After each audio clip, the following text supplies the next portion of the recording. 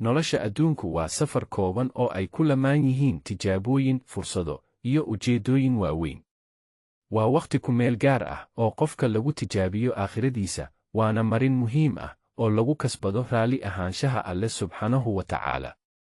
Adduunku waa meel isku dheelitiran oo ay ka jiraan farxado, murugo, guulo iyo guuldarrooyin iyo waxbarasho joogto ah. Dadku waxay halkan ku nool yihiin iyagoo doonaya inay buuxiyaan howlgudashadooda aadanaha oo ka kooban cibaado, shaqo iyo adeeg bulsho.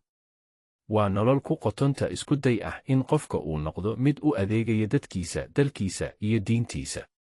Qur-aanku wuxuu tusaale fiican u yahay fahamka noloshan, isagoo ku tilmaamay adduunka inuu yahay ciyaar iyo maaweelo aan waari doonin, balse muhiimadiisu tahay inaad ku kasbato wanaag iyo ajar ka faa'iido leh aakhiro.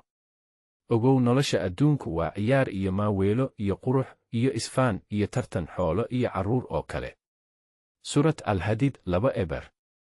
Marka la soo ururiyo, nolosha adduunku waa imtixaan qoto dheer oo qofka looga baahan yahay inuu ku dadaalo cibaadada, kasbashada wanaaga, isdaryeelka iyo isu diyaarinta aakhirada. Waa muhiim in qofka uu ka faa'iidaysto fursadaha uu haysto.